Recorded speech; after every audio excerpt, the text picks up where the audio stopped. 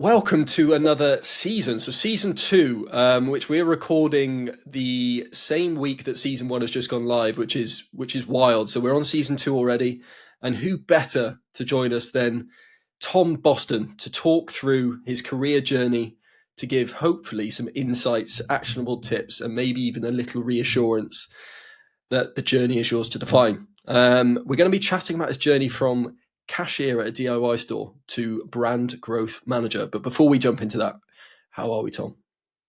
I'm very well, Jamie. Yeah, great to chat with you, and thanks for having me as your first conversation of the new series. That's exciting.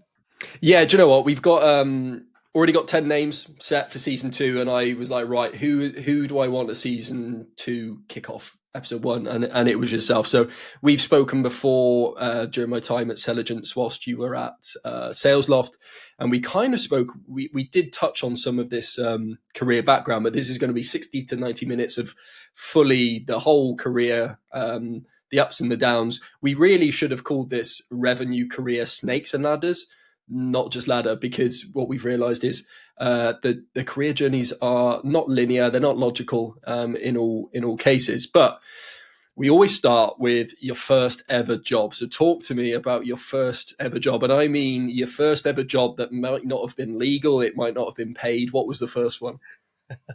Well, it was legal. I want to say that for the record.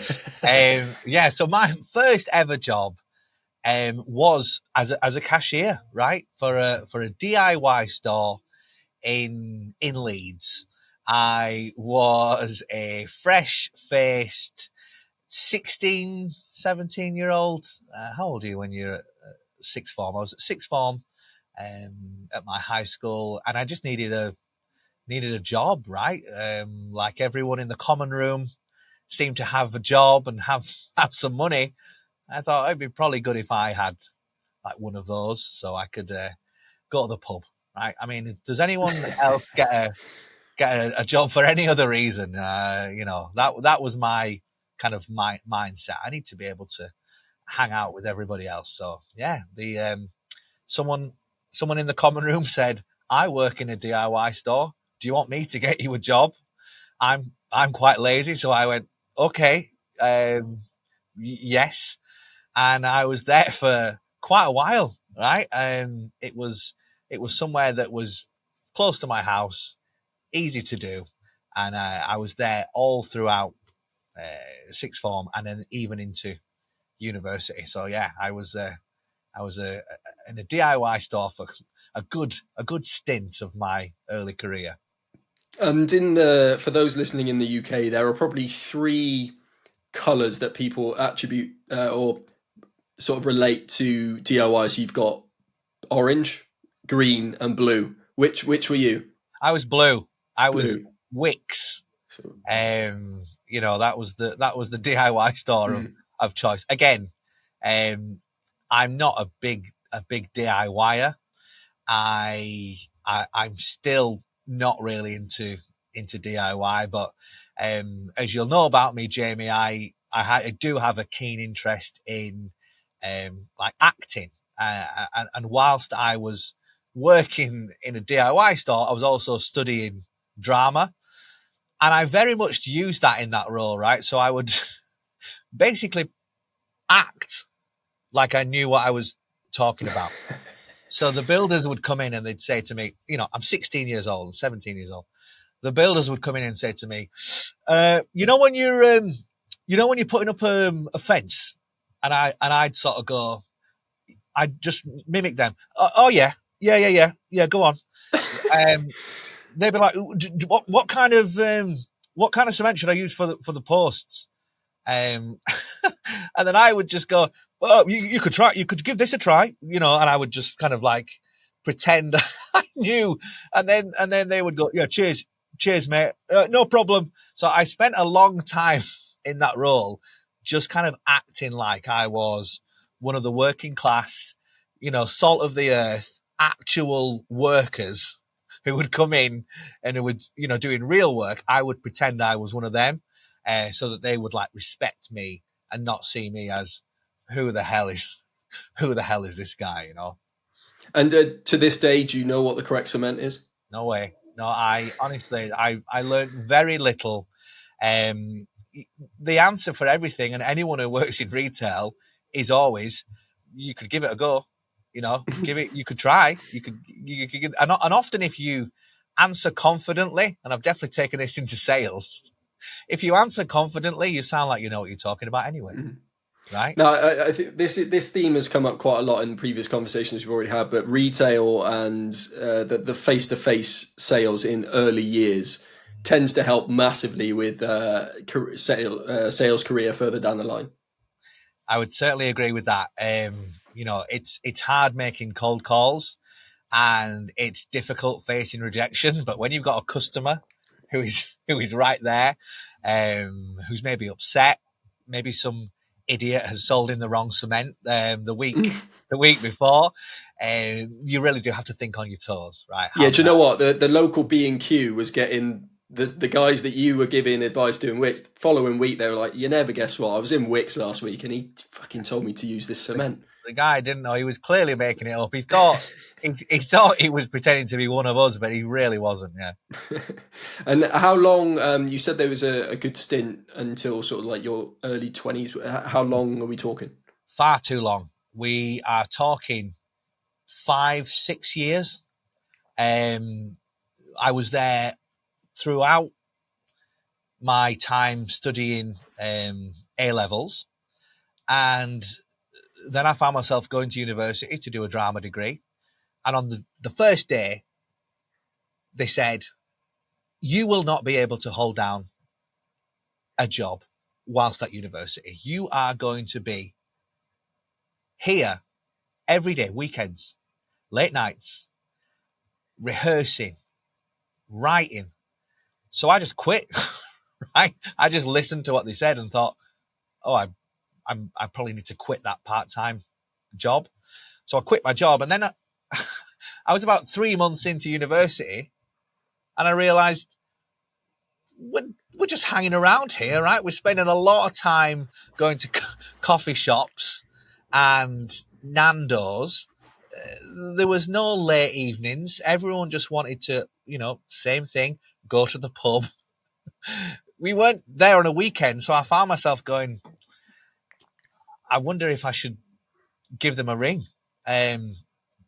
Then, weirdly, I saw my old manager in Morrison's, of all places, and he said, "How's university going?"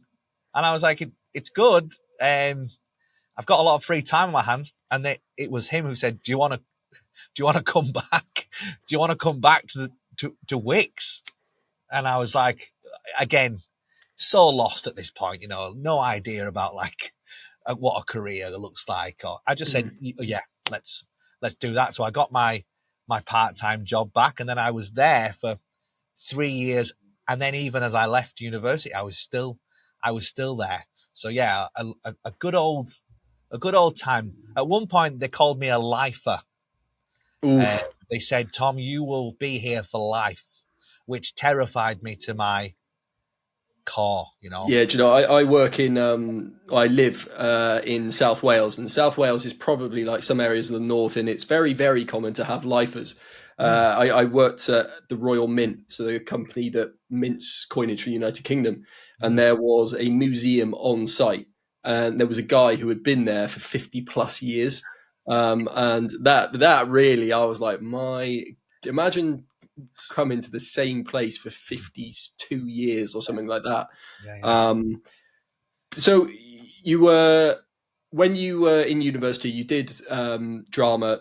Did you get to the end of your degree? For me, I got to the end of it, and I was like, do you know what? I actually don't want a career in the thing I did a degree in. That's completely fair. I certainly didn't want to go to auditions and try to be an actor. The joke was that everything I did at university, I just played myself, right? So if we were doing Shakespeare, it was Tom Boston as Macbeth, right? Same accent, same expressions. So I was like, well, I can't really be an actor because all I can do is this. This is all I've kind of got. Did a few kind of extra roles. I thought, oh, maybe that could be something that's quite interesting. So got an agent and did some work on some TV shows. But again, hated hated every second of it, and felt like demotivated, demoralized. Anyone who's ever been an extra will understand what I'm saying here. But you're called an SA, so you're a supporting actor, and the SA on set is the least important person. There is no one less important than an SA. And I remember we were on set once for a show called DCI Banks on ITV, and I'm an awkward guy, right? If you meet me, anyone who's worked with me, I'm 6'1", I'm too tall for myself, and I'm not very confident, and I kind of struggled being an extra because I just felt like out of place. A good extra should look in place, right? Not out of place. And I remember being stood in the way, and I felt like I was in the way. And I heard the director say, "Can someone move that SA right now?" And I remember just feeling like, I don't want to do. This is not for me. It's very exciting that it's ITV and there's cameras here, but I think I've got more to me than being spoken to like I'm not in the room. So I kind of gave up on that, right? So I was like, okay, well, I can't be a proper actor, and I don't really like being an extra, which kind of got me to shut the lid really on the acting side of things. And off the back of university, after doing those bits and pieces, here I am still in the DIY store. It's a bit lost, to say the least. Yeah, you mentioned that you only played yourself, like Tom Boston as Macbeth or whatever, but there are many a career actor who seem to play the same, like Tom Cruise, right? He's played basically the same character his entire career. Very cold, miserable action hero or action guy. That's basically him. So there could have been a career in it. So you graduated. How many years after graduation was it that you were at Wickes? Yeah, I think it was like a year and a half or 2 years. It's when I met my my now wife, who just instantly questioned, "Why do you work there?" She came in asking for cement for a fence. That's it. Yeah, she had a shelf to put up, and I was right place, right time. She was like, "Why do you work there?" And I said, "I don't know."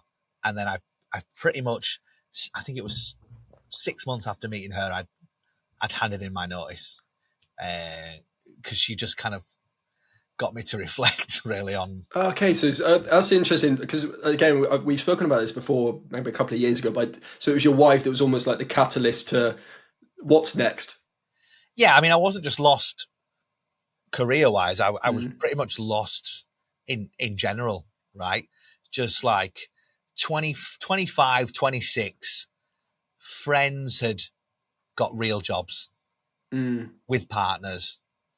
And I was kind of like hanging out with them whilst they built their real lives.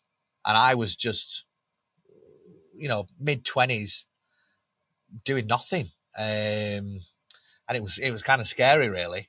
And then you kind of panic, right? You think, oh, maybe I shouldn't have gone to university. Like a lot of my friends, they got apprenticeships 16, 17. 7 years later, they're in senior positions. I'm still a cashier. Like red flag. I've made a terrible decision. So yeah, it was her that got me to kind of question. Yeah, what are you even kind of what are you doing? What do you want to do? And there's more to life than being a cashier. So I was very grateful to her for that.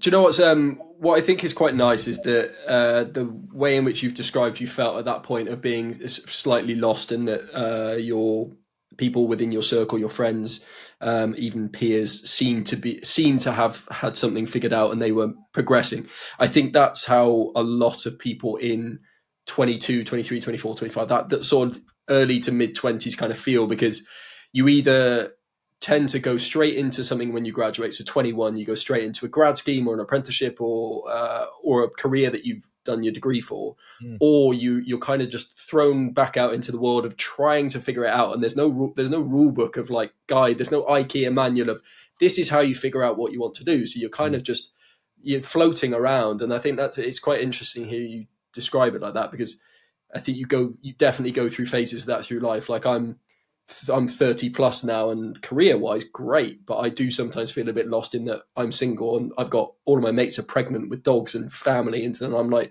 like you said, red flag. I'm like, right, what do I need to do here? So yeah, it's very interesting actually. Mm.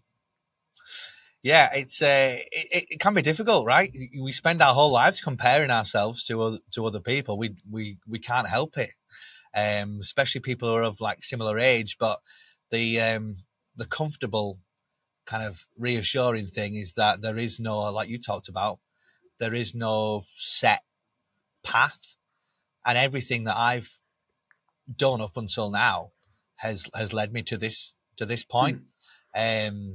And um, I'm grateful for that, you know. And I have learned something in every role that I've done. Yeah. There are hints of the managers that I had in the DIY store in the character that I do now. Like they definitely are, and I'm grateful for that, you know.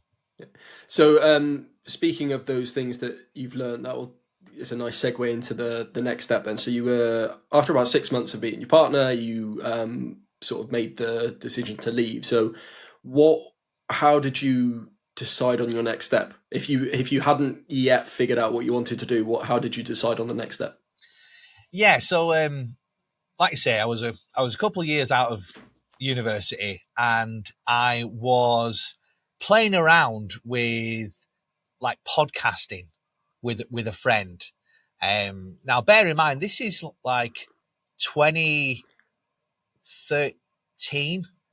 I was right? going to say this is early wave. This is before it was cool, Are right? you saying that you are basically the person who led the wave? I guess that's kind of you know, your words, not mine.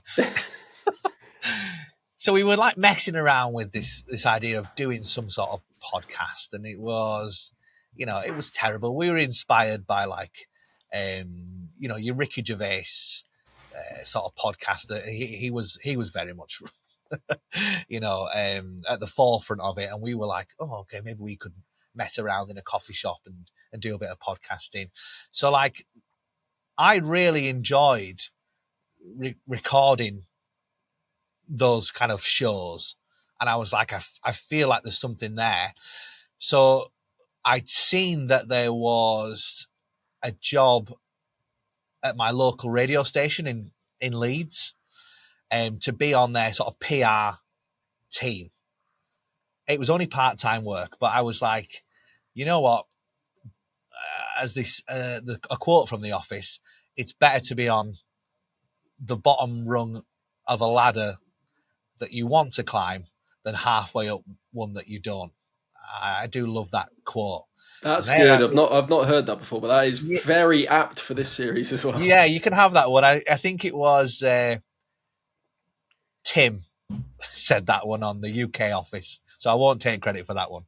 Um, so yeah, I almost, like you say, jumped ship, and I was like, maybe I'll join this PR team. I mean, I say PR, it was literally put on a t-shirt with the radio station name and go and do like crazy things, you know, go and do events. One day you're handing out flyers, the next day you're live on the radio interviewing someone for an event, like whatever it could be.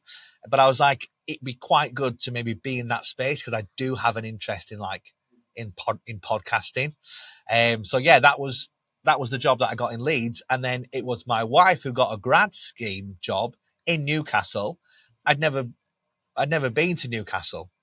I was very much, a lot of people will relate to this if they're from Yorkshire. Yorkshire's the best place in the world, right? It took me leaving Yorkshire to realise how ridiculous that is, and I'm so grateful to my wife for taking me out of that bubble and realising that there is more to the world than Yorkshire.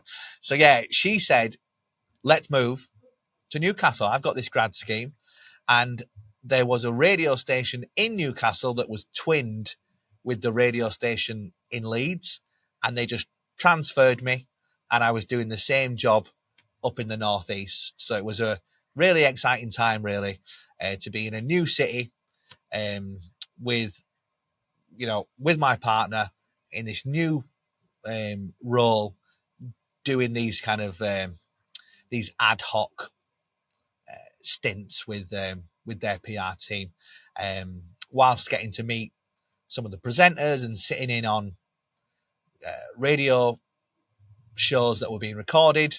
I was like, this feels more like me. This is something I could get excited about for the first time, And did you say that was unpaid? This was paid work, yeah. Though this was, I can't stress, it was ad hoc, right? So some weeks they didn't call me, which was, it's not a real job, is it? If you don't work for a week, 2 weeks, and then other times I'd be like, okay, so now I'm doing like 5 or 6 shifts with these guys in a week. This feels more like a job, but it was sporadic, which was difficult. Mm. And did you supplement that with something else then to obviously keep money coming in, or? I didn't, which is why I didn't end up doing it for very long. There's only so long you can survive if you're doing this kind of ad hoc work, and it kind of dried up as well, which didn't help. With those types of roles, you go through stints, and then maybe they stop calling you. If they don't call you for, like I say, 2-3 weeks, you're kind of like, I need to be doing something else. So yeah, it was fun and it was exciting. Learned a lot. Got to do some cool things, but it just wasn't something I could do long term. Now, let's not forget, this is back in the day when I thought a career was going to fall into my lap, right? Very kind of naively. If I'm through the door of a radio station, they'll give me a radio show. That was what I genuinely thought, right? I'll just make friends with people. And, whilst doing that role, I was like writing a blog about what it's like to work in a radio station. And I was like doing videos on YouTube about it, all this kind of creative stuff, which I thought would lead to success. But no, ultimately, that's not how life works. People don't give you everything you want. You have to work for it, right? Which I learned. And then because you said you learned a lot, and I think based on what you do now and where people will recognize you from, it's clear that you took a lot from that. But what was in hindsight, in retrospect, looking back, what was it that even in that short stint you've carried forward? What were the key bits for you? Yeah, I mean, it was fascinating to learn about how they produce features on live radio, and I don't think they get enough credit really for that, right? So if we talk about like content creation, think about like LinkedIn. Oh, I've got to create content, I've got to put a post out, I've got to create a video. Imagine being live every day for 3 hours and having a block for 10 minutes 5 times a day that says feature, feature, feature. And this is just you thinking of something that's, based on a phone in or some of the news that's trending at the moment. Basically just creating content out of nothing. And it's all audio, right? Because it's just radio. So definitely learned a lot from that, how the presenters at the time were able to just create content consistently and do that every day. And for a lot of them, it would just look like literally doom scrolling on the news, finding out what's going on at the moment. I would grab a paper on the way in, and I would like circle, ideas, what I think would make a good, good content for radio shows. So yeah, that was a big takeaway for me. Now, given that it was a short stint, and you said it wasn't necessarily sustainable, what was the next, I guess, sensible choice to get more consistent income? What was the next bit? So yeah, I got a job in retail. I kind of like gave in, if you like. I'd been doing these stints on for the radio station. I was even doing community radio, but again, unpaid, doing a show. And then my next kind of step was to go, right, well, I need to get a job that's actually gonna pay me every month. And for me, that was Apple. I couldn't bring myself to get another job for a retail store that I had no interest in. And Apple seemed like, okay, well, at the very least, I could maybe use some of my passion for technology in that role in retail, rather than having to pretend I like fences. Yeah, do you know what? I when I was at university in Cardiff, there's an Apple store there, and I always had this. I like the t-shirts, and I've always loved Apple products, and I was like, I should have applied for a job in an Apple store. So you were they call it specialist, don't they? Specialist at an Apple store. Yeah, that was it. So that was centre of Newcastle, blue t-shirt. You were a specialist. There was no targets when it came to how much you sold. No commission. You were just paid a standard retail salary. But I enjoyed the role because it was all based on your NPS score. So how happy was the customer when they filled out a form that they got emailed after they visited? Now, making people happy, Jamie, is like one of my favorite things in the world. And I was like, this is great, because I just make these people laugh while they buy an iPad. And then my manager says, Tom, you are great.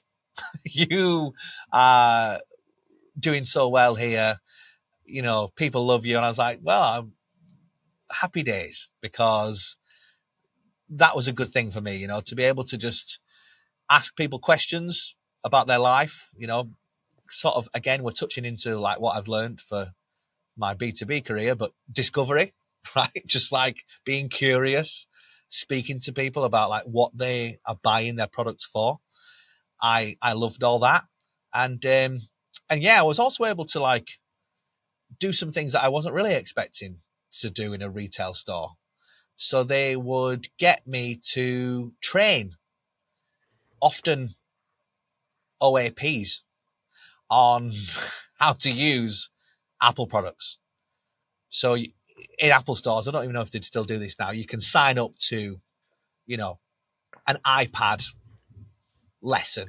Yeah, I know they still do it, because I saw a video online earlier this week of an Apple store in America where a guy was hosting a garage band. I think their music app is called, and he was hosting a garage band workshop, and no one turned up. So this girlfriend's boyfriend felt sorry for him and did the garage band workshop, and he was the only one doing it. And there was like a mini auditorium of like 40 seats, and it was just him playing with GarageBand with this guy because he felt sorry for him. So they do still do the workshops. Yes. So those were the ones, right? And again, I really enjoyed that, right? They would put a microphone on me, which I liked, right? And I would be presenting. I would train the elderly how to use their iPad. They would often take multiple pictures on their iPad whilst I was training them. And because I was stood up, they tended to be of my belly. So that I would have like 15 pensioners with 60 photos of my blue belly. So somewhere on the cloud, there are loads of your belly. That's it. As they left, you know, because we would do like iPad basics. But again, loved that, right? I was like, okay, this feels like more than just putting items in a bag or scanning your products. It felt like a step up, even though looking back, it probably wasn't a huge step up. Certainly wasn't a huge step up salary wise, and my wife will confirm that. But it felt like at least I was doing a few things in there that complemented my personality. So we would do like in the morning, for example, Apple stores, you do like a team meeting, and those meetings were all about energy and bringing the fun. So they would just literally say to me, Tom, can you do something fun? And one of the stories I always tell is I did something called Chairobics. So I got everyone on the Apple stools, and I put the music on, which was Groove is in the Heart, and I put a sweatband on, and I just got 50 people to be doing these Chairobics to Groove is in the Heart, which again, it was just like this feels more me. This is creative. This is fun. It's energetic. You should bring that back for those that work at home. Well, it's funny because I think I did a piece of content back in the archive somewhere, maybe 2020. I think I stole that idea and did something along those lines, but I'd have to dig it out. This is when I was still experimenting with content. Yeah. So it's really, really interesting. So I love that. I didn't realize that, well, back then at least, that Apple prioritized NPS, customer happiness, over. I mean, I guess for them it's because, one, they make a shit ton of money anyway. They know they're going to sell. People come to them without them having to do that much marketing, really. And it's not really a hard sell to convince someone to buy an iPhone. But I think that's really, really interesting. Would you say that because you had this really nice feedback loop of you are good at making people laugh and making people happy, you're doing a good job? Would you say that was a really big like confidence booster of being yourself led to good results? 100%. I've always liked compliments and being told I'm good. I mean, why else would you build a personal brand on LinkedIn, right? I've always liked people saying, good job, Tom. I don't know why, probably because I'm not a very confident person. But yeah, to be able to receive that kind of feedback and see the NPS reviews, right? You would literally get a review often that they would share with the group. And I was like, this is great. This is, I'm just fantastic. So yeah, it definitely helped. And yeah, I had an interest in the products. I'm still an Apple fanboy, right? Same for me. I can't help myself. It's I've got the phone here. I'm on the MacBook Pro. It's like it's just been a part of how I work for years now. But yeah, it felt like the balance of I'm good at it, I get good feedback, and I like the product. Which is, again, that's almost like the perfect combination, right? Yeah, there's that I can't remember what the Japanese name, it might be called like Ikigaga or Ikigagi or something, but it's I've absolutely butchered the word there, but I might do ask the ask the audience, Japanese methodology for balanced life. It's called Ikigai. Okay, I wasn't far off. Ikigai. And it's basically... You got some of it.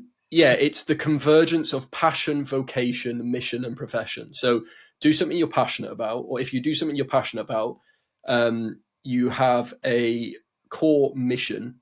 You have a profession that links to your passion. Like if they all meet in the middle, it's a balanced life. And it sounds like what you've just described there was something that you were at least mildly passionate about, the technology stuff. It's something that helped build confidence, and you could make money out of doing that. So that's the vocation side of the balance.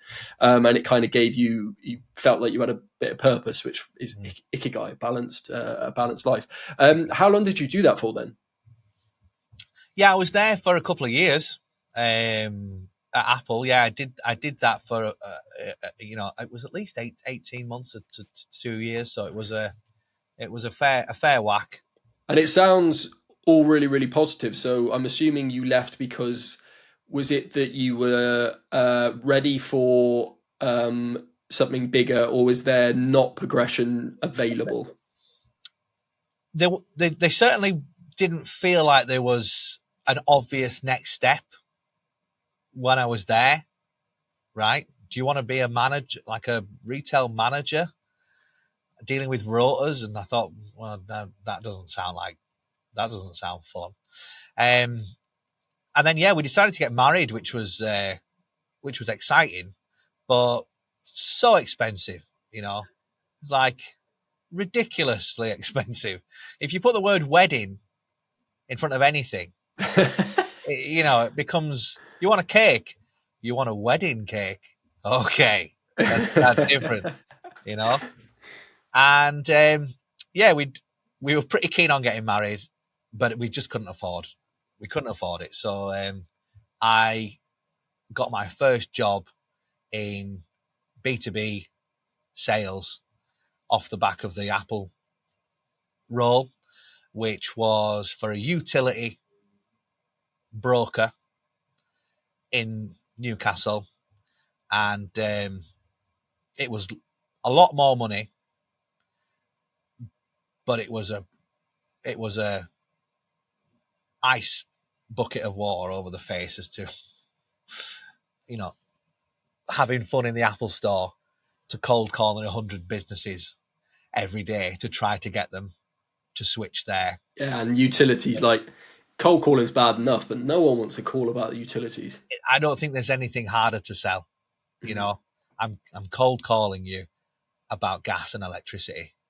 It was like some hard sell, but difficult, got upset often, left with a headache.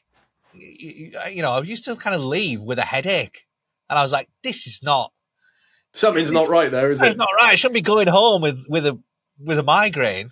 But Jamie, they were walking people out the door for not hitting their target. There was 20 people started on the day that I started, and by week 3, there was only about 8 of us left. Sounds like a game show, doesn't it? It was some kind of Hunger Games, utopian world. And it was, if you can't do it, you don't work here anymore. Again, learned a lot, but certainly struggled in the early days with that role. No, you didn't jot that down as a highlight role. Is that because it was not long enough to worth talking about? It's a weird one, because you could argue that was the most important job in my career. But I couldn't bring myself to put it as a highlight, because it was the worst job I've ever had. So this is good feedback actually for the questionnaire that we send guests. Maybe I need to change highlight / low light role, because it feels like it's important, like you just said, because it was a low light. So we will spend a few minutes on it. So how long did you do it then? So I think I was there for no longer than 8 months. We were struggling. in the Northeast with kind of what we wanted to do with our lives. My wife, about 6 months in to me doing the role, got offered a job in London, and we were like, okay, could this be something that we do? Which led me to search for sales jobs, London. Again, at this point, I don't even realize I'm in B2B sales. I certainly don't know anything about SaaS sales, but I'm just calling people about utilities every single day. Without doing that, I probably wouldn't have got my first B2B SaaS role. As you can imagine, when I told them I call 100 to 150 businesses every day and I'm hitting target, that was interesting. They were like, to the guy sitting next to them, they're like, we found one. We bloody found one. Yeah, this guy is a machine. Yeah. But obviously, like, it was a different mindset when I was selling utilities, because it was like, well, if you don't do this, you're kind of gone. So yeah, it was definitely a low light, but it projected me onto the world of B2B sales. And if it wasn't for that, I think it would have been very difficult to go from Apple retail to SDR in London at Hootsuite. I don't know if the gap would have been bridged enough. I can't remember what book I read this in, but it's the theory that happiness doesn't exist without unhappiness, or good does not exist without bad. So for you to be able to list something as a highlight, you had to experience a low light. There has to be some sort of foundational benchmark of what bad is. So it is very, very important for people to experience bad and not be afraid of experiencing something. You haven't done something wrong if you've gone into a job and you hate it and it's miserable. You haven't done anything wrong. It's good for you. You just don't know it yet. Okay, so the moving to London thing, that also seems to be quite a common trend for people that I've spoken to so far. Jack Frimston up in Manchester.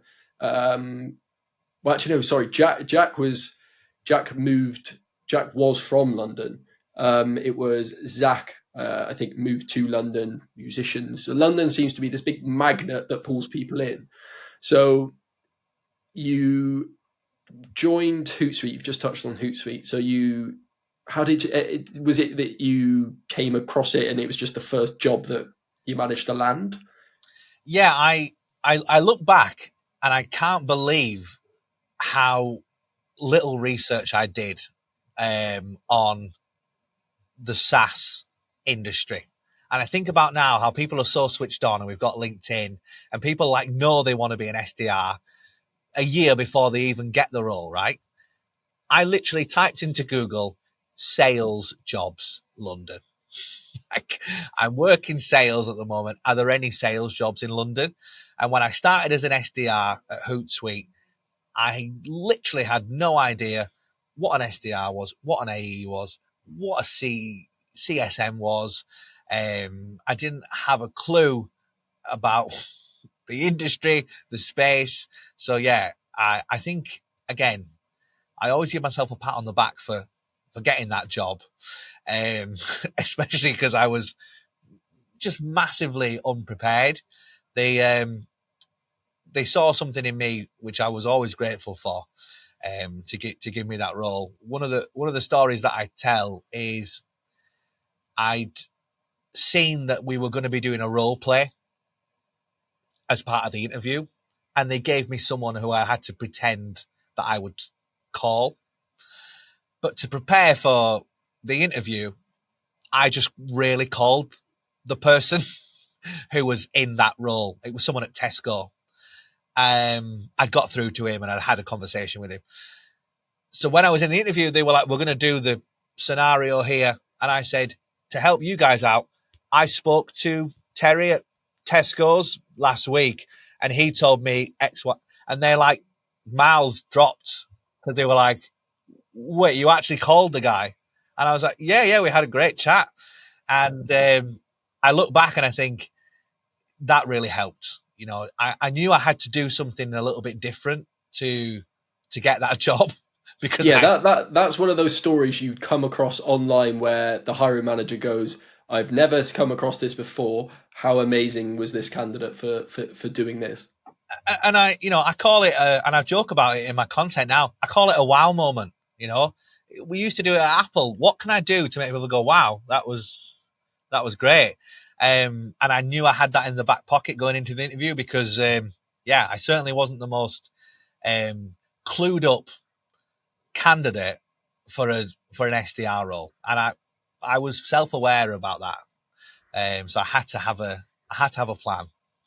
Right, so you moved down to London, you're looking for sales jobs, you came across a company called Hootsuite. Did you have any idea what Hootsuite was and kind of the tool, the platform?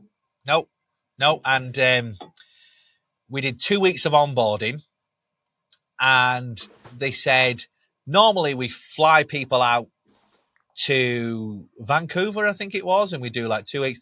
They said there's been a bit of a mix up. We're just going to do yours in the room upstairs. It's just you and the trainer, and we're going to do it in a week because 2 weeks is a long time. Now, my wife will tell you this. I struggle with classroom learning. That's like a lot of information, and I would like zone out in a lot of the training. I needed a coffee. I would say to my wife, I nearly fell asleep in the afternoon, and she was like, "What are you doing?" I said, "I'm struggling. You know, I'm really struggling with this like classroom. Me and someone." And I was going, okay, yeah. So yeah, I tell that story because when I got on the floor, was I clued up on the product? Absolutely no way. You know, I tried my best to listen and to learn, but no, that was no visuals, no kind of there was no interactive element. It was just learning from a slide deck, and I struggled with that. I really did. Do you know the reason I'm laughing, chuckling away in the background is because I didn't know if it was an age thing, but ever since I've left university, so the last, oh God, getting a bit old now, 11, 12 years, if there is some sort of training session in the afternoon and you're just being spoken at, and if it's honestly, if it's longer than 10 minutes, I just feel my eyes going. Yeah. I physically, I feel the twitch of like, Yeah. I've just fallen asleep, and I find it so hard. Pinch myself like this. Yeah. To like, and I'm going, you're a grown man and you've got this great job. But I think it just, and again, to bring in kind of my sales coach here, it just shows the power of, having that kind of one-to-one short sessions where you can really learn and engage rather than it's going to be 6 hours. It's going to be every day. We're going to have a little break for lunch. Yeah, I think a lot of people will relate to that. I've heard that soldiers who have to these big coronations and things, the soldiers that have to stand for hours, they will put a drawing pin in their boot, and they'll just tap their toe on it to keep them awake. So there's a little future optimization there. A pin in the boot. Okay, right. So you went through this week of onboarding, and then I'm assuming it was there's your desk, there's your phone, crack on. Pretty much, my manager said to me, make sure that you log everything in the CRM. And I said, no problem. And I turned to the person next to me and said, what's a CRM? And that was where I was at. And I remember the guy next to me going, how have you got this job? Now, obviously, like I was really northern as well. A lot of the people in the office were based in London, and I did feel a little bit like a fish out of water. I had to kind of learn on the go. and again, went from calling these small business owners who might have even a corner shop, right? Everyone has utility bills, to calling the C-suite of these huge companies, to speaking to people who were in social media, like who had real jobs.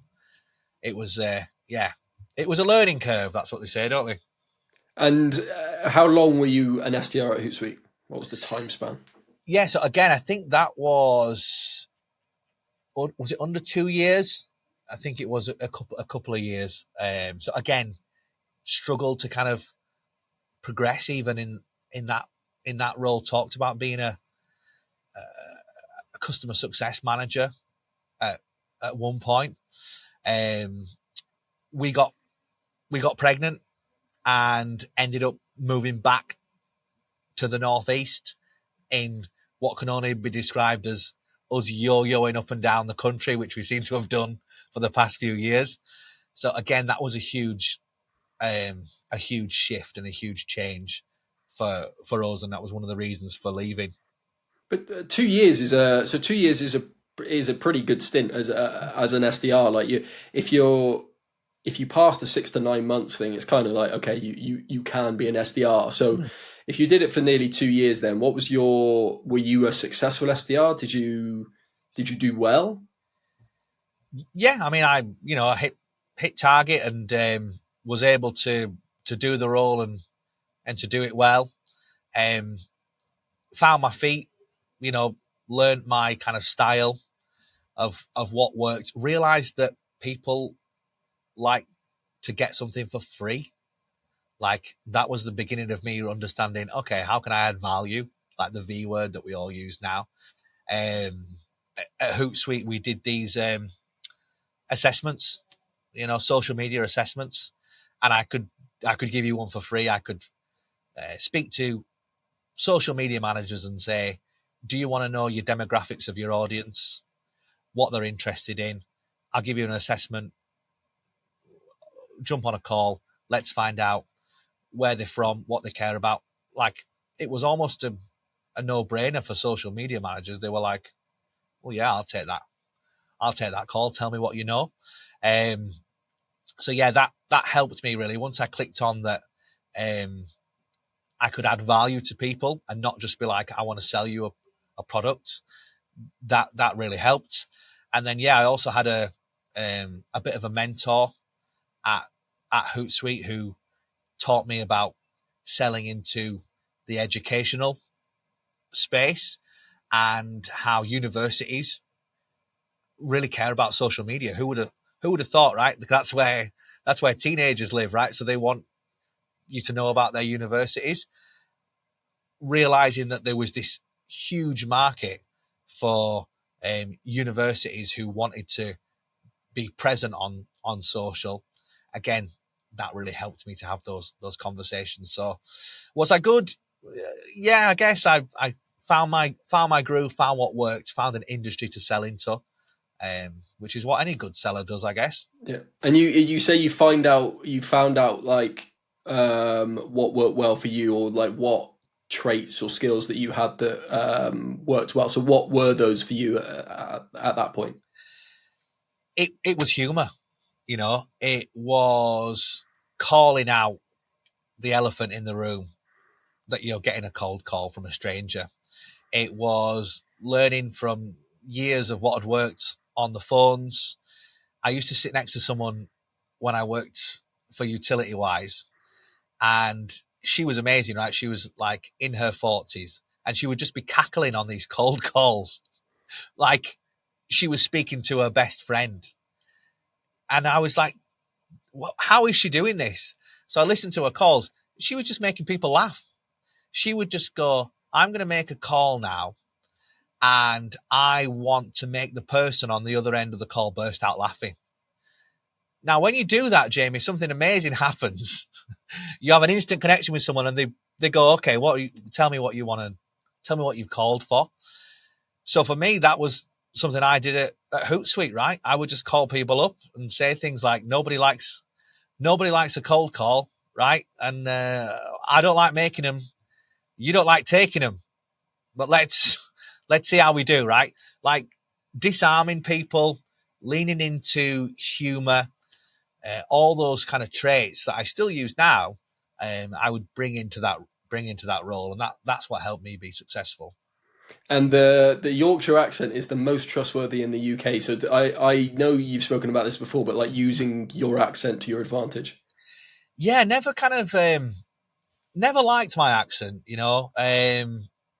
Always felt like it was too nasal and made me sound stupid. But actually, in my early career and even now, it seems to have been a tool, right? And we don't get a lot of gatekeepers anymore. That was not really a thing. But when I was back in my day, when I was on when I was a cold caller, lots of gatekeepers, right? So I could use my accent. You would be speaking to a really well spoken person who's just taking calls all day long from maybe people who are senior or execs or very polite. And I would call and I would crank up the accent and I, pretend I was a bit of a div. Hello. Sorry, who have I got through? Sorry, who have I got through to here? Have I called? What number is this? What did you say your name was? Sally. Oh, Sally. I'm trying to get hold of David. Do you know? David? Right now, that sounds crazy when I've just done it there, right? But you know what?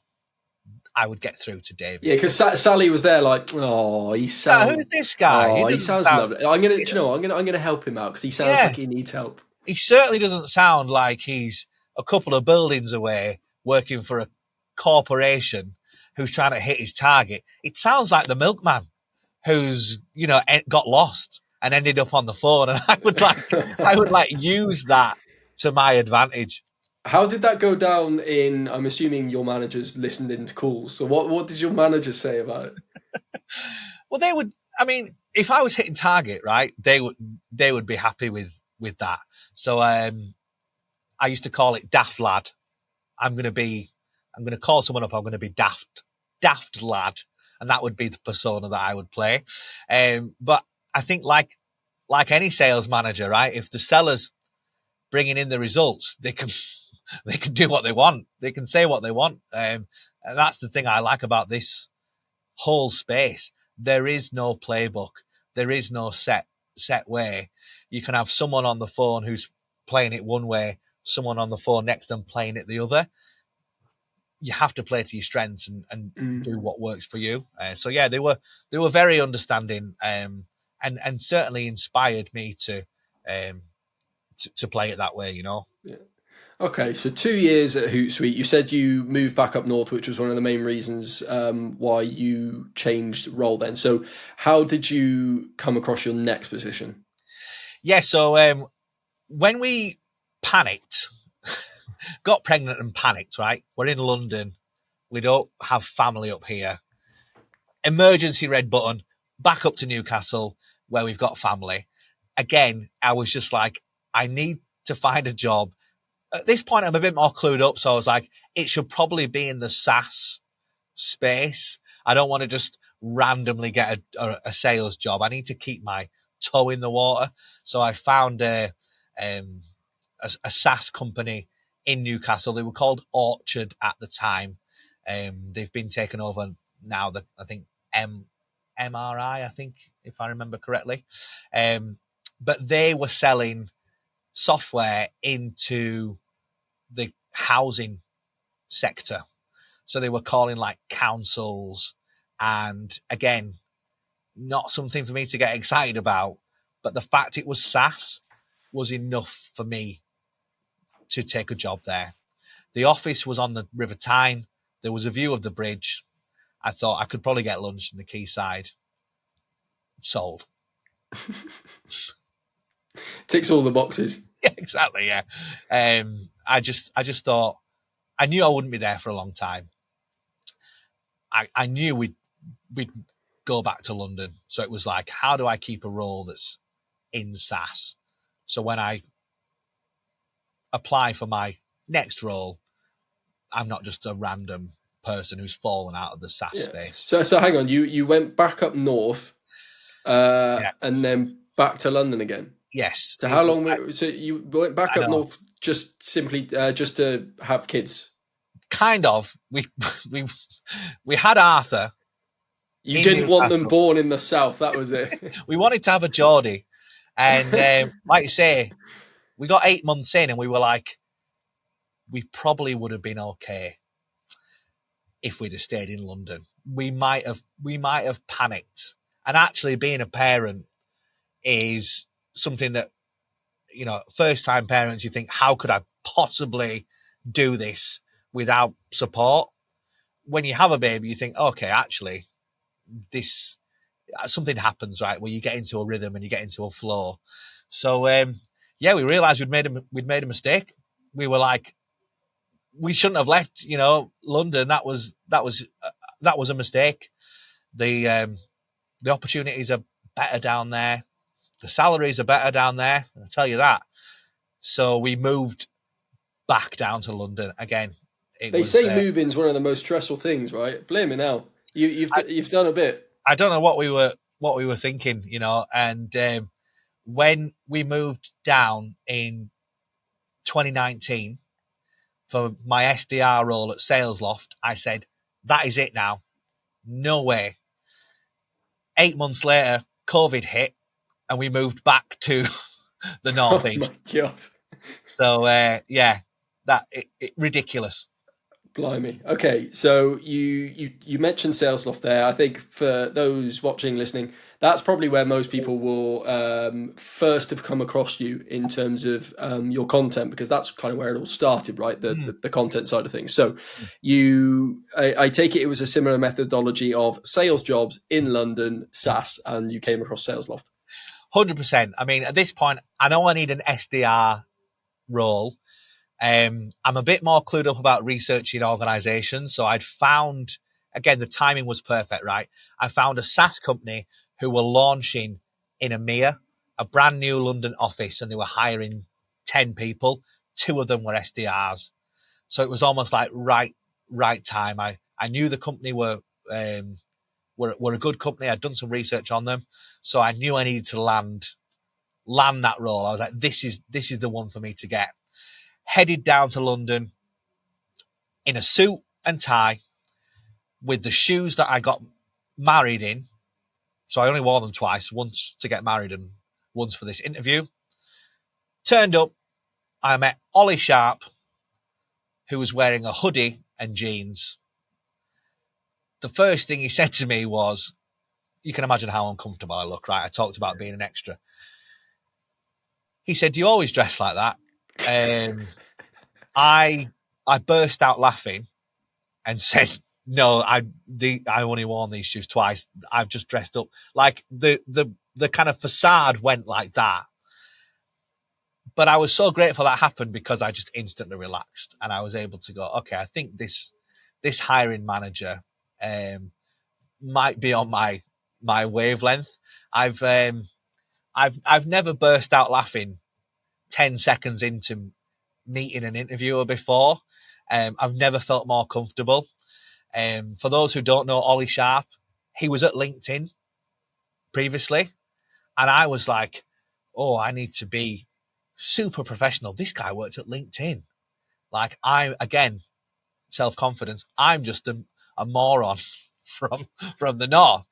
And turns out he was from Yorkshire originally. We got on like a house on fire, and it was, again, it was, for me, it was just meant to be that moment, you know. Okay, so and was it from that point onwards? Was it an easy job to get because you had some rapport with him, and did it just go well in the interview? Yeah, I mean, I don't know if any job is easy to get, and it was made clear to me that there was 3 people in the kind of final stage for those 2 SDR roles. Struggled a little bit when I had to have Zoom calls with the team in Atlanta. They were like, we're going to put you on with some of the team in the States, right?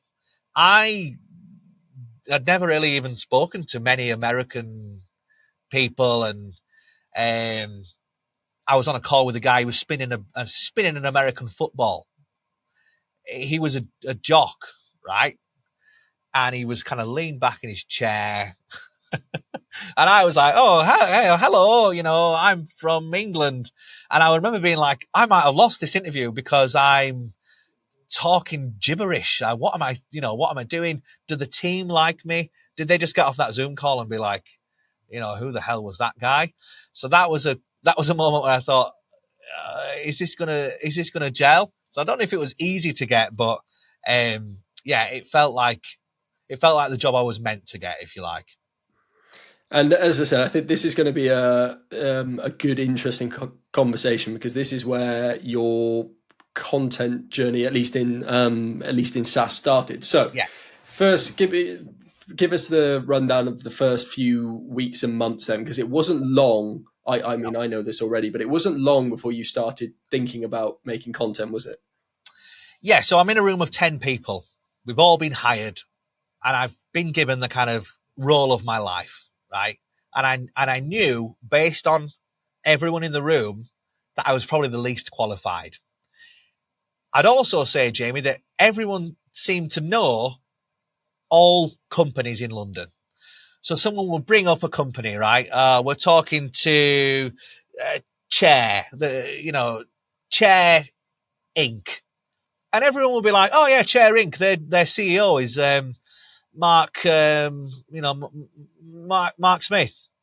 And I'm going, who the hell is Mark Smith? And how does everyone know about Chair Inc.? So it was like, I was like panicking, right? And also, they were all good on LinkedIn. You had Jack Nico to my left, who was kind of present on LinkedIn. Misha Jessel Kenyon in the corner, who was posting on LinkedIn. Ollie Sharp, who'd been at LinkedIn. And I was like, my LinkedIn is me in Newcastle doing videos of the River Tyne or sharing information about councils. Because let's not forget, I was selling into that space. So again, it was a bit of a panic moment where I thought, I need to use LinkedIn more than I've ever used it before. I didn't even really use it at Hootsuite. I was like, everyone's using LinkedIn. Everyone's posting on LinkedIn. It felt like the thing to do. And also, I'm directing people to my profile, right? We were using social selling more than I'd ever used it. In previous roles, the cadence was, you give them a ring, you send them an email. That's what you do. At SalesLoft, it was like, no. The first thing you do is you connect with them on LinkedIn. So again, I was like, my hand was forced a little bit. I was like, well, I can't direct them to this profile. It's terrible. And also, there's nothing on my profile that sets me out as any different. So yeah, people in the room were posting about their insights and all the things that they knew about sales. I thought I will do the same thing. So I started to film content, which was me talking to the camera, and I would tell LinkedIn about sales. So yeah, that lasted for about 3 months. Those videos are still there before I got frustrated and thought, I'm just gonna have some fun with this and start making content that I would like to watch. And when you say you did that for 3 months, and I think, look, we all know that salespeople shouldn't just pitch, right? They shouldn't just go in with the hard sell and whatnot. But so what was tell us the story of your first ever piece of the new style of content. Yeah, I mean, I'd just been picking up the camera and like going, right, what does SalesLoft do? Okay, what are our core values? Okay, right, that'll be great. So I'd hit record and be like, here at SalesLoft, one of our core values, and obviously I realized nobody cares about me nobody cares about the company, which was hard. That was hard to kind of swallow, because I was like, well, I'm great, and the company's not too bad either, right? You know, I've picked them for a reason. So the kind of new style of content, and the first video that I did that sort of went viral, I did a sketch or a skit on excuses that sales reps give for not filling out the CRM. Like, I'd given all these excuses before, right? Like, don't worry about the CRM. I've got everything on a spreadsheet. You can't see the spreadsheet though. It's a secret, password protected spreadsheet, but it's all there, you know, so don't worry. Or maybe the rep would say, it's got lost in the cloud. So I did it yesterday, but it must have got stuck in the ether, you know, in the cloud. And then at the time, Salesforce Lightning had just launched, and my colleague didn't like using it. So I sort of picked up on that, and I was like, I've not filled out the CRM because I can't use Salesforce Lightning. It shouldn't be called Lightning. It should be called Frightening, because it's scary. So I posted this video, and it just blew up, and I got like 100,000+ impressions. And again, I was just like, oh, okay, that's the content then. I'll just make content which is relevant to the people I'm selling to, highlights either a problem or something they've gone through, and I'll use humor to tell the story. Been doing that for 5+ years now. And because you joined in as an SDR, but you made your way up to brand awareness manager, and there was obviously this natural shift from sales to more marketing. So how long were you an SDR producing that sort of content before you started doing it, before it started becoming marketing and not sales?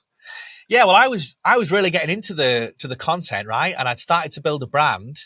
I was like, this is great. I can create videos, use that as part of my outreach. Got to a stage where I'd ring people up and they'd be like, oh yeah, I think I've seen a couple of your like funny videos. So that was about 6 months, 8 months in. Then that was when COVID hit, and I was like, I don't think it's appropriate for me to be making these videos. You know, you remember when COVID first hit and everything just felt like, really, can we even like laugh anymore? Is there a place for like humor? And after a couple of weeks, I realized I think this might be more important for me to do than ever before. So I started to do the we're all working from home style pieces of content, the sort of COVID era content. And that kind of outperformed the other stuff that I was doing. So again, it made me realize that, yes, you have to do things that are relatable, but if you can create content that's of the now, that people are going through right this second, you know, that can really get you traction on LinkedIn. So couple of years, again, everything I do is a couple of years, but a couple of years into that role, and after I'd built a significant brand, there was a conversation internally, you know, could this be something that Tom does as part of a marketing role? Could this be a brand awareness role? Could we get him to do this kind of full time?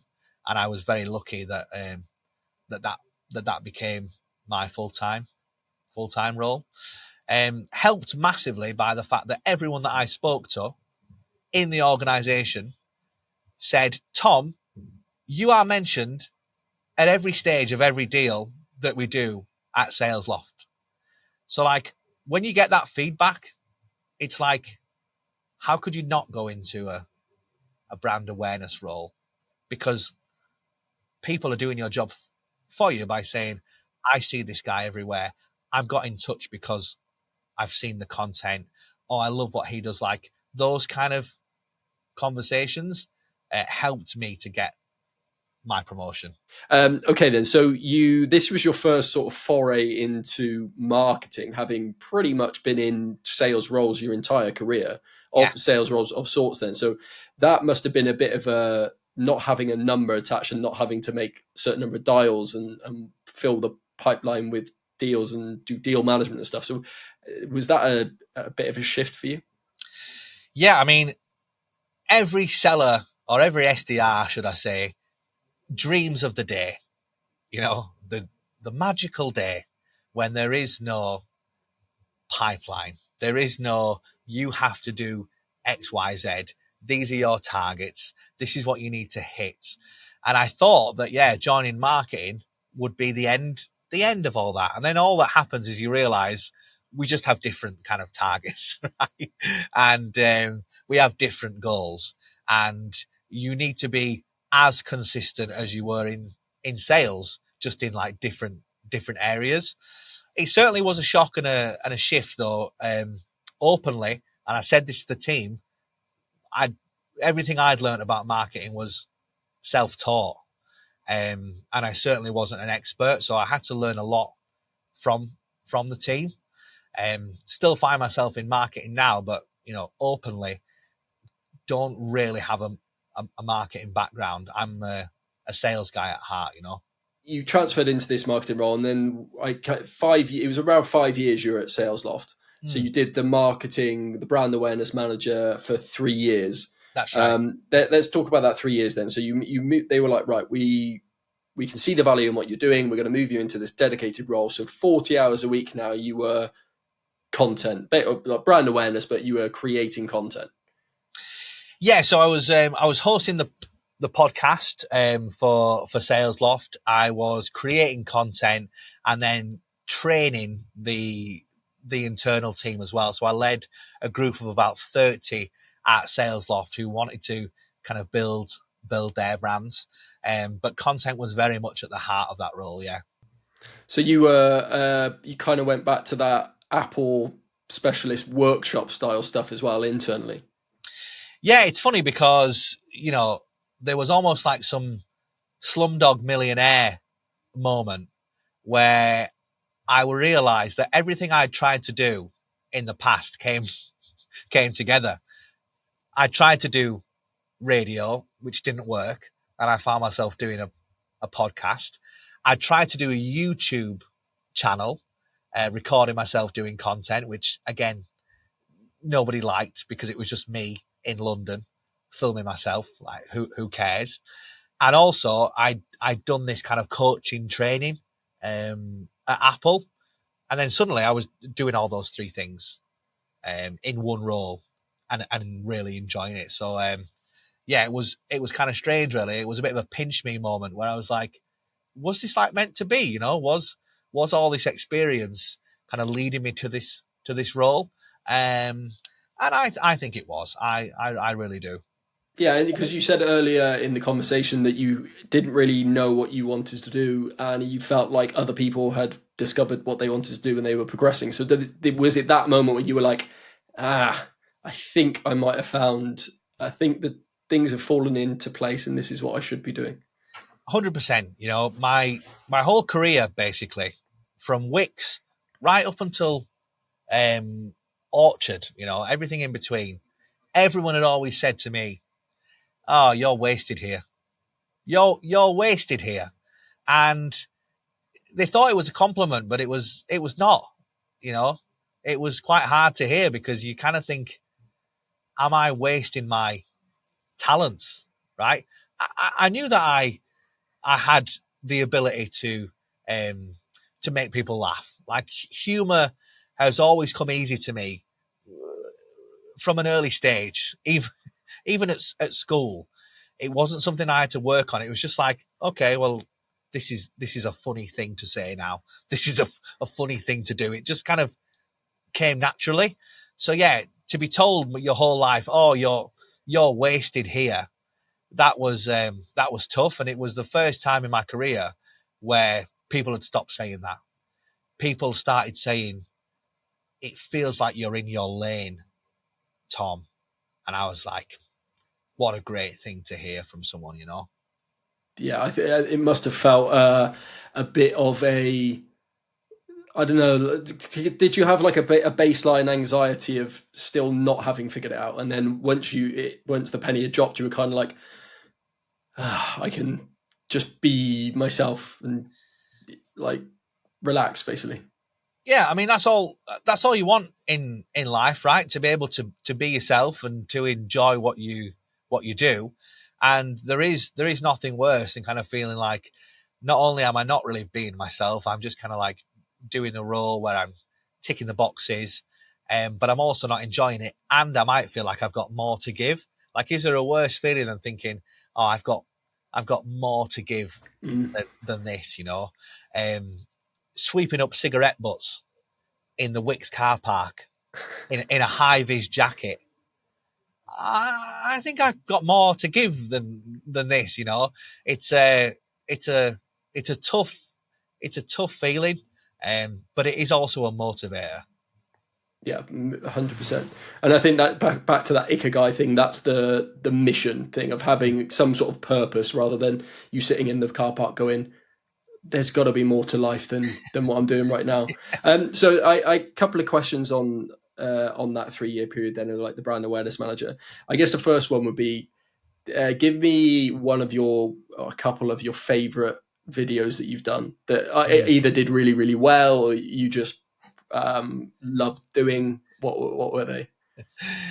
The one that springs to mind, it was a call I was on with a colleague of mine, and because of the timeline in Atlanta, I tended to be on calls like 5 o'clock, 6 o'clock in the evening because it was much earlier for them, and it was the winter time, right? So I was in the garden, and it was really dark, and I switched the lights off by accident, and I was just lit by the laptop screen, and I sort of looked like I was in the wilderness or like the Blair Witch Project. And my colleague at the time said, you should do a video on with this lighting, about like sales being like a wasteland.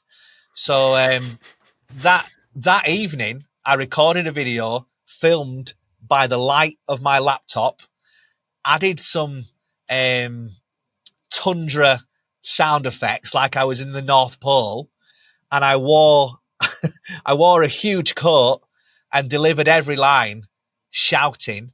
And some of the lines from that video were the fact that all the marketing leads had been burnt for warmth, right? Because we're struggling so much. Little dig at marketing, which I like to do. But yeah, describe sales as a frozen wasteland, and if anyone goes out there, they don't come back, you know. That was one of my favorite videos. And we've spoken about this. It feels like throughout actually all of your roles, which is really, really nice, is that you started layering on people or layering on this thing where if you were yourself, you did well. So in terms of settling into something you were good at, tell me about how that built confidence, because we've discussed previously how we've both struggled with imposter syndrome. We've both struggled with a lack of confidence. In that 3-year period must have been really, really good for just affirming that level of being yourself. Yeah, I mean, you know, I can be a bit weird, and my wife will say that, you know, I'll do things which are a bit quirky, and I've tended to like rein that in a little bit. But actually, with content creation, sometimes that's a good thing, right? You stand out from the crowd. Oh, that was a bit different. Oh, that's like a different idea. So yeah, leaning into that and feeling like you do have the freedom to give your own opinion, to tell your story in your own way. That has definitely helped me. And there's nothing better than receiving comments of encouragement. People saying, "Oh, you're my favorite LinkedIn creator." That makes you go, well, that's so nice, because I'm, you know, putting myself out there, getting that encouragement, a bit like the NPS scores, right? Still need those compliments. Makes you feel like less of an imposter. Makes you think, well, actually, maybe I'm doing exactly what I'm supposed to be doing. Yeah. And we took at Apple, it was the NPS score. That was like a metric. So give me a couple of metrics then. So not that the metrics matter in terms of followers or anything like that, but you were brand awareness. So they kind of do in a way. How many followers did you build up during that period? And could you have a rough idea of how many impressions you were driving a year through your content? Yeah, I don't think I've ever kind of formalized that. But when I got my role in marketing at SalesLoft, I was probably on 15,000 followers. And when I left, I was on 55,000 followers. So yeah, gained like 40 in those 3 years. The impressions, it's so funny because impressions on video has gone like through the roof in the past 6 months. So my impressions weren't probably as high as they were now, but some of my top performing pieces of content whilst at that role would be like 600,000 impressions. Blimey. Okay, then. So before we jump into your next role, all good things have to come to an end. So just tell me why after 5 years you felt like you needed something new.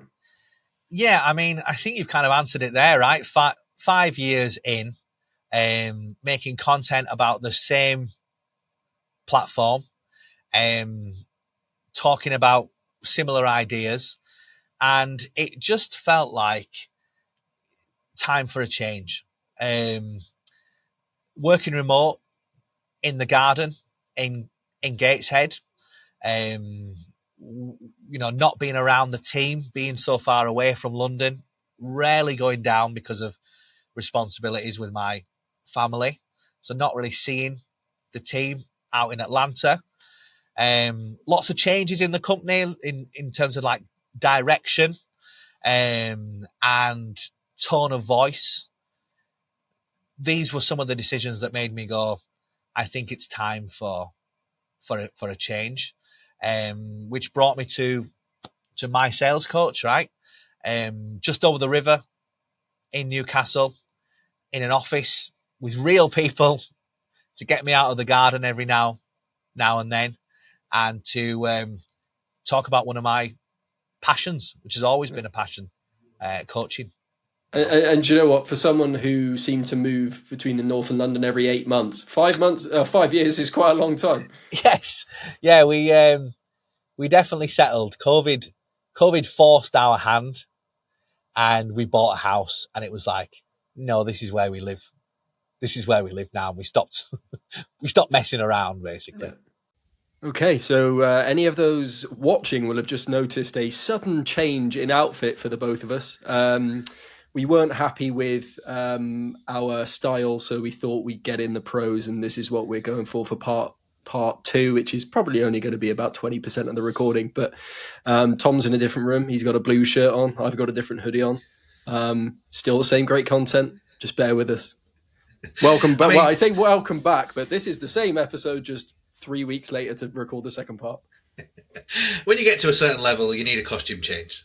It's come to be expected. Yeah, big budgets. You see, stream at Dealfront, we got millions of pounds a year to throw at this sort of thing. We haven't stretched to makeup just yet. That's the next thing. The end of the last episode, we got up to the point of you moving to my sales coach. I think you said across the river was how you introduced it. Back into the office, doing what you do or doing what you love, which is coaching. So. Tell us about the fundamental reason why you decided to take this particular job. Yeah, well, it wasn't just proximity. I mean, I am just over the river. I'm based in Gateshead, and I'm here in the back garden of my house in Gateshead. And my sales coach office, conveniently, is in Newcastle. So not too far at all. If I compare that to jobs I've had in the past at SalesLoft, where the office was in London, 300 plus miles away, a little bit tougher to commute to, right? Not something you want to make a habit of doing. Whereas at my sales coach, I can just pop in and out, which I quite like.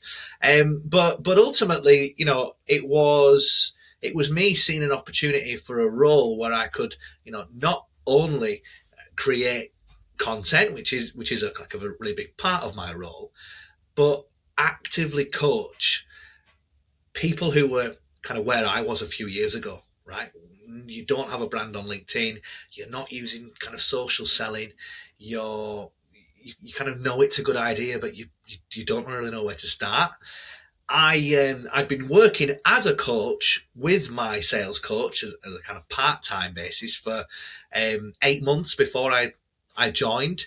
And when this opportunity came about for a full-time role, which would incorporate the coaching on a full-time basis, the content creation, and also looking after all things brand, I was like, I'm in. You know, I love that. I love that team. We've got a fantastic team at my sales coach, and what's better than helping people to kind of realize their dreams and goals and getting them to move forward in their career. Quite relevant for this podcast, right?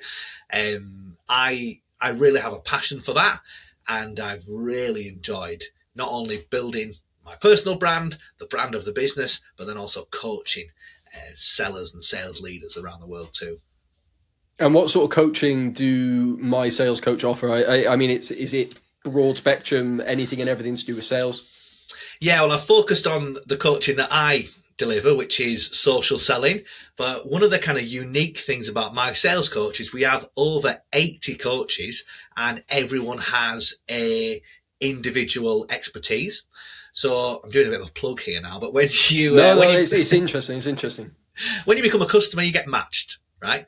Could be one coach, could be two, could be three that are going to help you to achieve your goals. So if you are wanting to build a personal brand, you're probably going to land with me. But if you're a CRO who wants to talk about building the GTM strategy, it's probably not going to be me.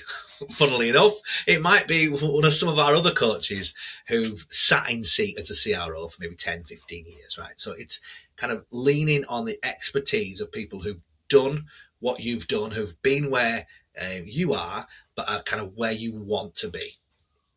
Interesting. Okay, so we typically ask what you've learnt in the role. You're still there, so you're still learning. But what have been some of the highlight things that you've learned moving into like that more dedicated brand role, where that's the only role you've had at that company, purely brand? So what have you learned so far?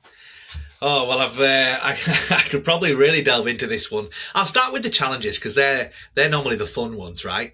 It's the first time I've been solely responsible for a LinkedIn brand page, and that is difficult, right? For someone who has really found a rhythm with building a personal brand, managing a LinkedIn brand page is tough, right? Mm-hmm. And engagement is low, and building followers is hard. It's demoralizing, isn't it? It is, right? Especially for someone who, like you say, I've built almost 70,000 followers. I mean, I'm definitely in a rhythm, but no, it's been a bucket of water to the face with some of the engagement levels of my 1 to 2 likes on a post that I've done from the brand page.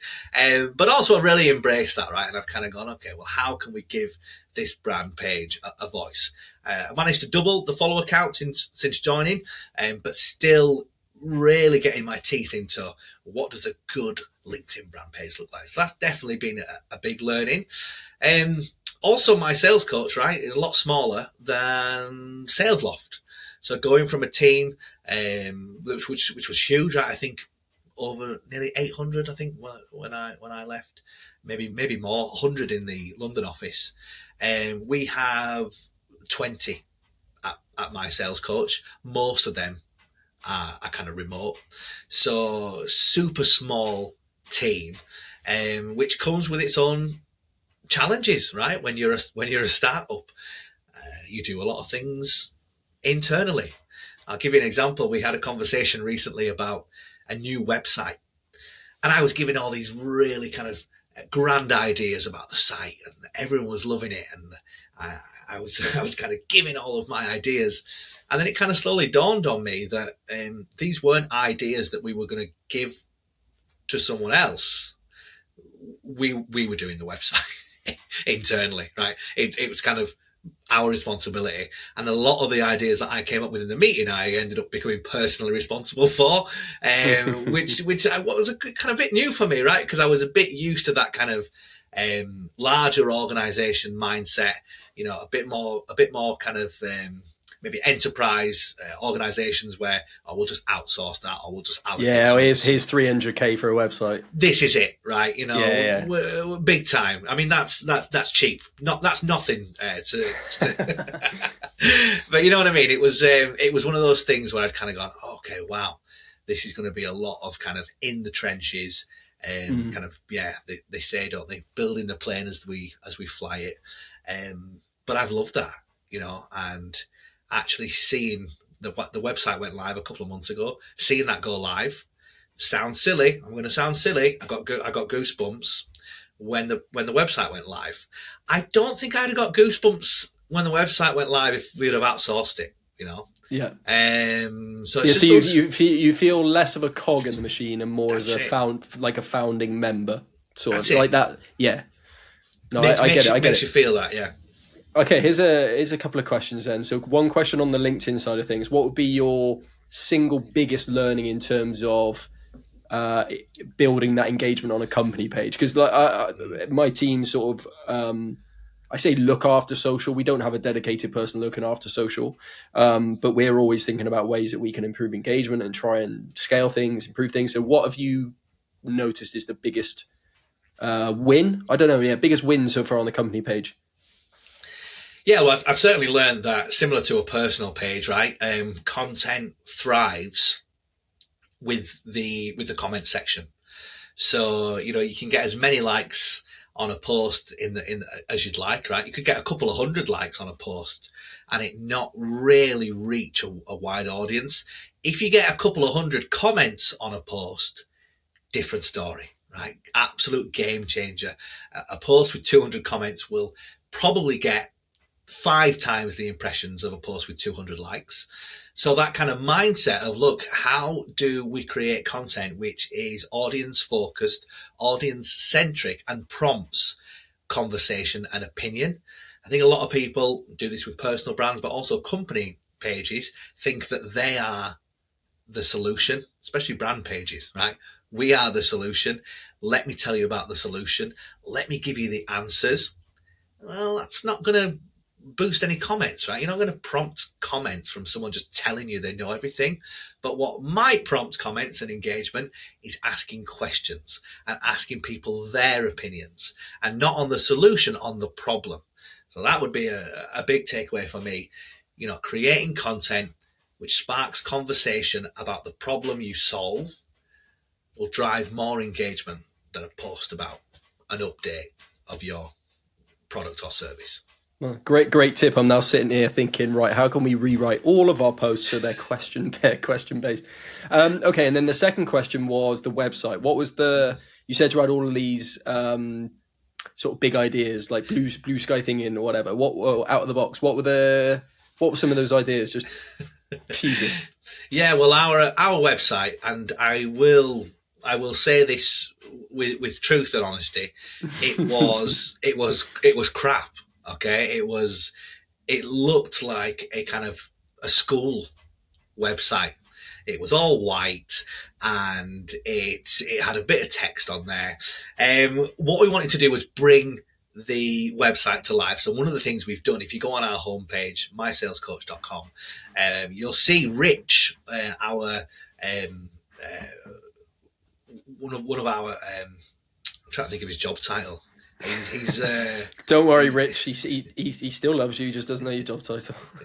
Head of growth. Yeah, I didn't want to say marketing. I didn't want to say sales because he kind of does everything. But Rich heads up growth, and you'll see a video of him telling our story. And in that video, you can navigate pretty much most of the site and almost take yourself on a video journey. Now, I, as you know, love video. and often websites do feel a little bit bland.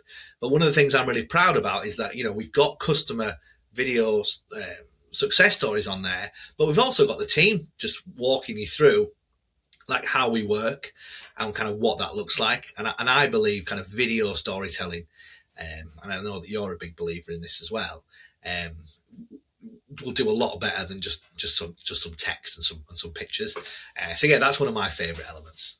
Yeah, no, we're testing a new homepage variant as we speak. Actually, we've got 2-week test running, and we're using like way more color. We're actually bringing the resources, the videos, the plays, the stuff that people find useful. That's now featured on the homepage, and it wasn't before. It was all like value prop. It was sales, and now it's more value led. Yeah, we brought in the testimonials that you've mentioned there. So yeah, I just had the site open in the background and I saw Rich in the bottom left. It's a nice little touch that. Okay then, so we would typically ask why did you leave, but we're not going to do that because you're still there. So we'll jump into the roundup. So this is kind of like a summary of everything we've spoken about so far in your career. So the first quick fire question: top 3 tips you would give for someone looking to progress in their career. Yeah, great. The one that springs to mind straight away is honesty. Being honest with yourself, but also the people that you kind of work with, right? I think a lot of people think that promotion and success is going to kind of just fall on their lap, if you like. Whereas actually, if you're honest and open about your ambitions and your kind of passion for getting a promotion and moving on in your career, you're going to open up those opportunities just speaking to people all the time. Early on in my career, I never said boo to a goose. I was very keeping it all inside, never talked to my manager about progression, always just thought, well, I'll just kind of do my job and hope for the best. And if I could go back, I'd be like, look, lead with honesty, talk about your ambitions, talk about where you want to go. So that'd be the first one. The second one would be figuring out where you want to go. And we've learned from this episode that it's not always linear and you can kind of go left, right, up, down, but discovering that, right? And I hate the phrase do what you love, because some people are in a role going, look, I'm doing what I hate, right, but I've got a mortgage. What I would say is, look, what are you good at, right? It's like start with that. What are your strengths? If someone met you, spoke to your partner or your family or your mum or whoever it may be, and they said, what is Tom really good at? Whatever they say, whatever the first thing that comes out of their mouth, if you can do for a living something that's centered in what came out of their mouth, you're on the path to success. You'll probably be happy. You'll probably be fulfilled. So like, you might not know exactly what you want to do. And 10 years ago, if someone would be talking to me about LinkedIn content creation, I'd be going kind of like, what are you talking about, right? Because I didn't even know that existed. But we probably have a conversation about video, comedy, humor, storytelling, because these kind of things I'm like passionate about. So yeah, I'd give as my second tip, reflect on what you love and try, it's not always possible, but try to bring that into at least your journey in some way. It might not be the perfect role, but again, much better to be on that path than kind of nowhere near it. And then thirdly, I would say get a mentor, right? Have a coach. A lot of people ask me where to get a coach. My sales coach is a great place to start, because not everyone has that like network. And I hate this story, Jamie, where people will say, "Oh, I just know a CEO, and he became my mentor, and then that opened up." For someone like me, working class background, who doesn't know CEOs, right, who worked in a DIY store, actually, you're not going to make those connections. You're not going to find that kind of mentor. So a kind of quick path to do that is to work with somebody who can put you in touch with someone who's kind of where you kind of want to be and can be that kind of one-to-one. So yeah, having a mentor, but knowing where to find it, really important. Three things.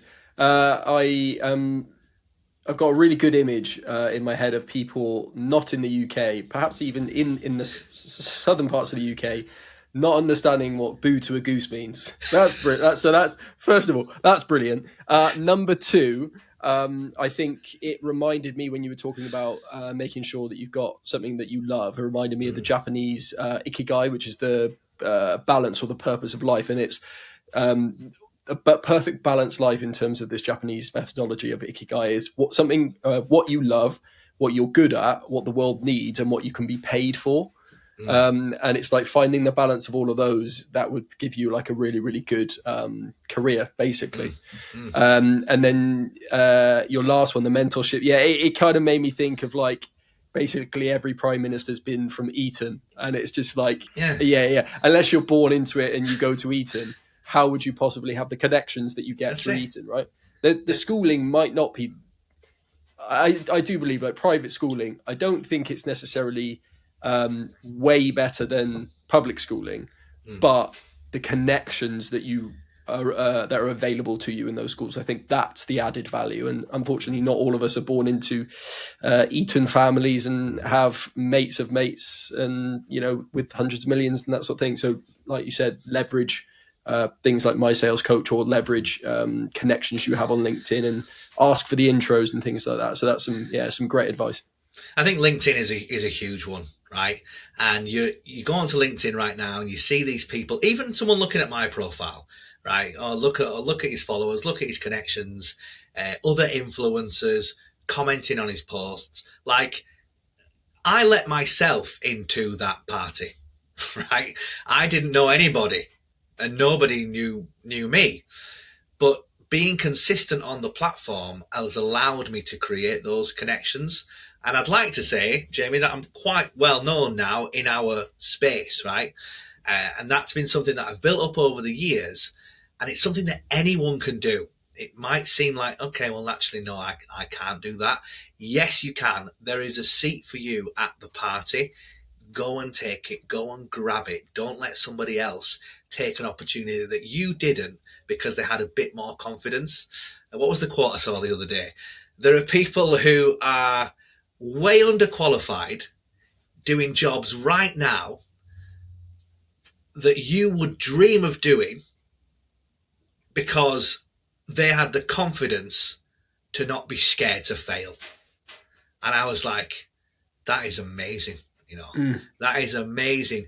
You can be as smart as you like, but actually, if you're not smart enough not to be afraid, then it's wasted. It is wasted. Yeah, Stephen Bartlett talks a lot about failing often, but fail fast. So failing often is good because you're learning, but don't fail for a year and a half before you realise that it was a failure. Fail fast, like, okay, this isn't working, move on. Yes. Which is really, really great. So any regrets then that you have of your career today?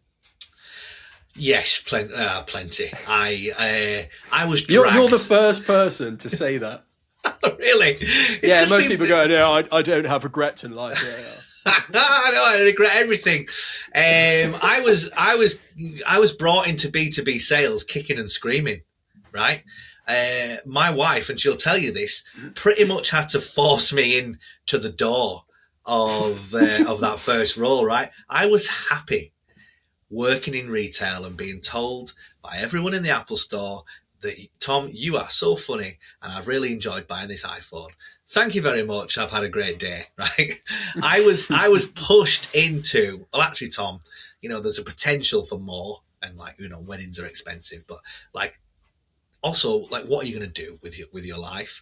And I wasn't happy, and I look back on that, and my wife often gives me this face, which is that kind of like, well, I was the one who kind of prompted you, some say inspired, but it was very much prompted to kind of go into that world. And I regret my attitude. I regret how much I complained, because those early, days and days of cold calling and rejection, they gave me my kind of fundamentals of sales, and they kind of made me who I am, really. So I regret 100% moaning, complaining, going home to my wife and saying I don't like it, nobody wants to buy gas and electricity, it's hard, it's difficult. Like, I should have been so proud to be doing that role if I'd have known the journey it was going to kind of take me on. So certainly that. And then, yeah, as I kind of touched on there, right, I look back at my early career, especially as an SDR, and just wasn't vocal, didn't make connections, didn't talk about promotion, just kind of see what happens, right? Try and kind of do well. Didn't build a brand. I was in the SDR seat for 2 companies over 2.5 years and didn't build a brand on LinkedIn. And it was a huge mistake, because I would be leaps and bounds above where I am now if I'd have done that a bit earlier. So yeah, gratitude, being humble, we all make mistakes. And then, yeah, not seizing opportunities early on. That's a big regret. Yeah, I'm glad you said the word gratitude there, because it made me think about journaling. I do journaling, and I've actually I went into it thinking, journaling, what a load of rubbish. You're just writing down pointless. But I do it every day, and it's the right 3 things you're grateful for. And I think that's the most useful part of journaling for me, is actually, like, you can be grateful for sunshine. You can be grateful for a lovely meal that you cooked yourself. You don't have to have these big things happen to be grateful for. And I think I would definitely recommend doing gratitude exercises, journaling, for people, because it really does reframe your mindset in how fortunate you are to have a job that challenges you, so you can develop and grow, etc., etc. And some people don't have jobs, Right, we're up to time, so I just want to say thank you to anyone who has listened, who has watched. If you haven't done so already, please like, follow, subscribe, whatever channel you're on. And thank you, Tom, for spending an hour and a half, hour and 40 minutes, whatever it ends up being, chatting through your career. Enjoyed it. Yeah, enjoyed it. We went through a lot, didn't we? But thank you so much for having me. We did. And this will be episode 1 of season 2. So there's plenty more episodes to come in season 2. So we will catch you in the next episode.